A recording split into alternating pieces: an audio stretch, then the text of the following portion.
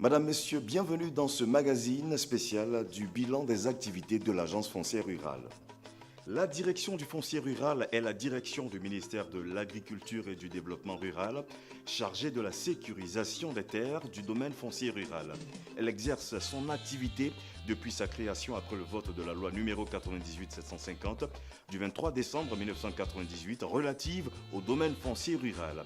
Plusieurs partenaires techniques et financiers ont d'ailleurs financé ces activités, parmi eux la France à travers le C2D, contrat de désendettement et de développement.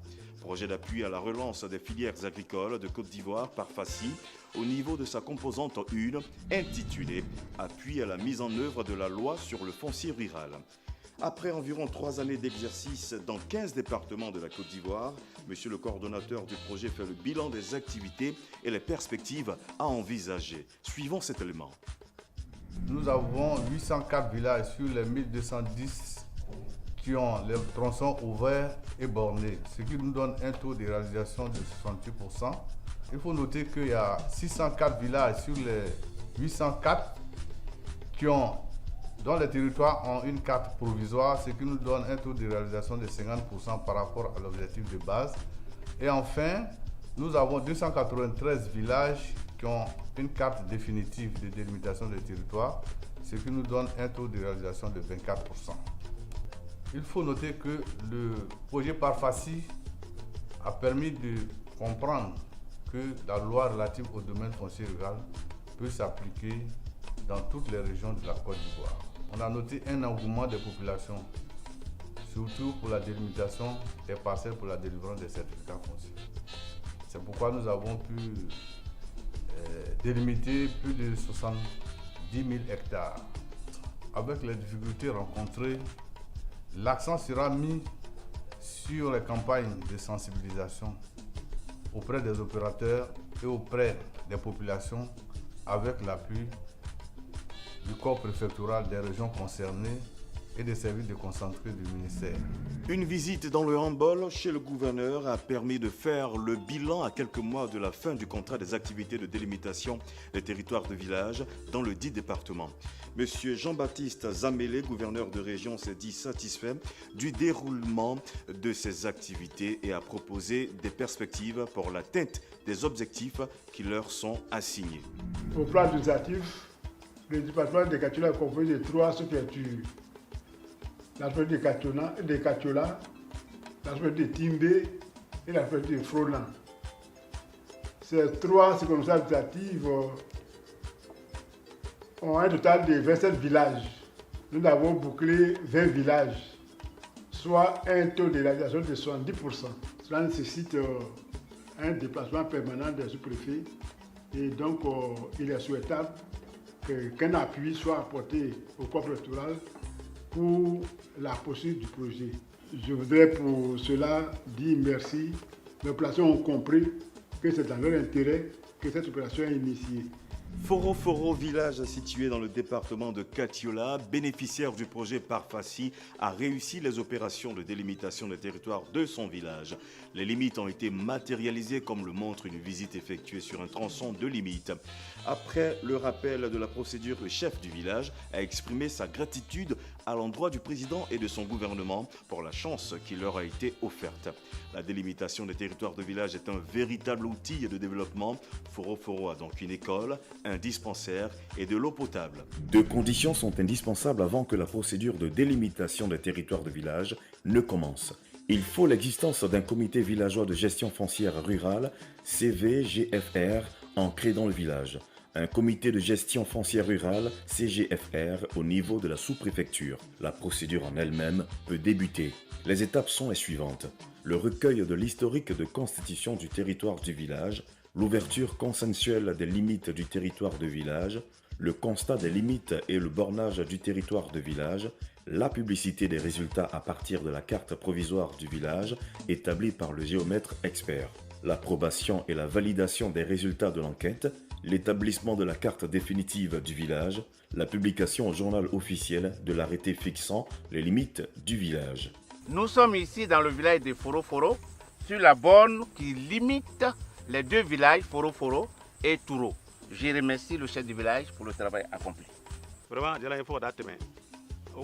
Depuis au cas quand il est d'ambo, on traite tout le monde fait un peine à créma, un gars d'ambo, créma douane yonche, on est du bambou fan gars d'ambo, créma douane yonche, un peine à créma qu'à porte béto, qu'à sera bon yon fait, un gouvernement faux, mais tout le camp faut que ça fait un ben créma, mais du camp faut que ça fait ben créma. On m'a d'acheter un bon, un gars sera bon que au cas du son diamant, un n'a qu'à borne d'au cas du son diamant, barabanam au cas du son diamant, un me fourre que ça fait, n'a la sonate donné tout le camp en carte solo. En dehors de ces deux activités, il existe des terres sur lesquelles des titres d'occupation ont été délivrés par les autorités administratives avant le vote de la loi de 1998. Madame Conan Viviane a expliqué la procédure de consolidation de ces droits sur sa parcelle.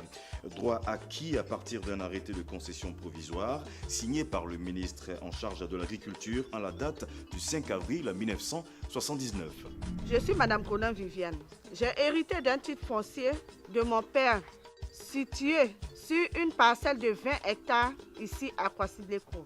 J'ai eu la chance de l'accompagner durant toute la procédure. Il avait un arrêté de concession provisoire. C'est aussi simple. Je demande à tous ceux qui ont les papiers délivrés avant le vote de la loi de 1998 par les ministres, les préfets et les sous-préfets de rassembler les pièces que voici. Une demande d'immatriculation écrite à la main ou saisie à la machine adressée au ministre de l'Agriculture et du Développement rural. Une copie de la carte nationale d'identité, une copie originale de votre acte tenant lieu, un constat de mise en valeur délivré par le directeur régional ou départemental de l'agriculture de la zone où se trouve la parcelle, le dossier technique établi par le géomètre. Tous ces documents réunis, vous les déposez au ministère de l'Agriculture et du Développement rural et la procédure suivra son cours. Quant à M. Ngoyi Etano, il a pu obtenir un titre foncier puis un bail amphithéotique sur sa parcelle située à Aboisseau, précisément dans la sous-préfecture de Maféré, grâce à une lettre d'attribution délivrée par le sous-préfet d'Aboisseau depuis le 20 septembre 1984. Fort de cette expérience, il lance un appel à tous les détenteurs de titres d'occupation provisoire à consolider leurs droits avant le 14 octobre 2018, date limite. J'invite tous les concitoyens qui ont des papiers signés par les ministres, les préfets, les sous-préfets avant la loi 1998 relative au foncier rural à venir consolider leurs droits sur les parcelles obtenues. Maintenir la paix et la cohésion sociale passe par la clarification des droits du domaine foncier rural. Qui parle de richesse agricole parle nécessairement de paix, mais surtout d'exploitation sécurisée des terres du domaine foncier rural. C'est d'ailleurs la raison pour laquelle le président de la République, son Excellence M. Alassane Ouattara, en a fait une priorité. Une agence assez souple et flexible du point de vue financier et administratif, une structure dotée de la personnalité juridique et de l'autonomie financière dédiée à la mise en œuvre de la loi a été créée par décret 2016-590 du 3 août 2016 dénommée Agence foncière rurale AFOR. Elle a pour rôle d'exécuter la sécurisation foncière rurale. À la tête de cette agence a été nommé le ministre Bamba Cheikh Daniel comme directeur général. Les activités qui seront dévolues à la direction du foncier rural sont les activités de suivi, nous a-t-il expliqué. La DFR va rester dans son rôle régalien, c'est-à-dire son rôle de veille, de suivi du travail que l'AFOR va mener sur le terrain. La DFR a déjà une grande expérience de terrain, mais va maintenant rester dans son cadre, je dirais, des réflexions sur l'argumentation, si le travail que nous faisons est en phase avec la déclaration des politiques foncières du gouvernement, en phase avec les orientations du ministre. On parle souvent de créer un environnement apaisé, un environnement propice, une clarification, une sensibilisation de proximité, donc tout procède de la compréhension.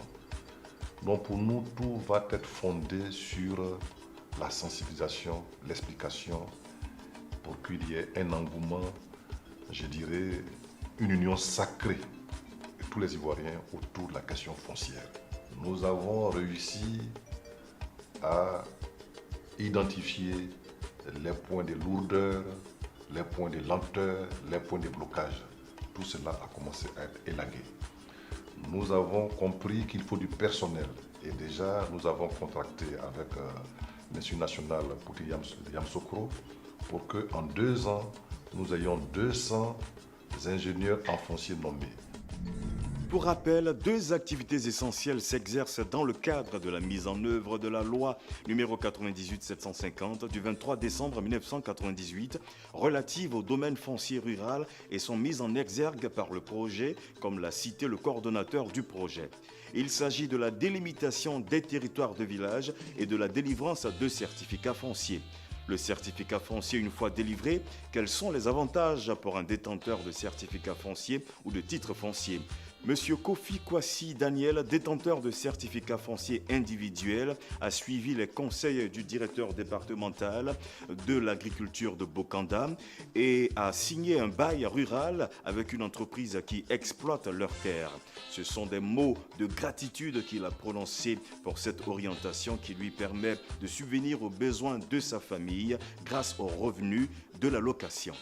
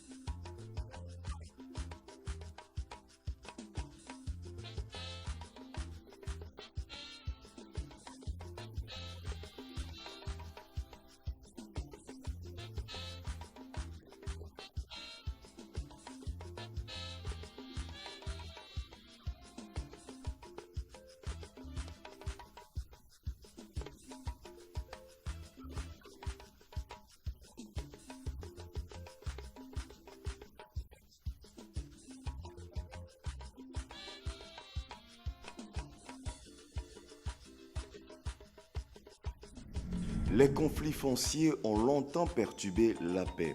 Les activités de l'AFOR consistent pourtant à préserver la cohésion sociale pour un nouveau paysage agricole ivoirien. C'est la fin de ce magazine. Merci de nous avoir suivis. Au revoir. La terre rurale aussi a son papier, le certificat foncier.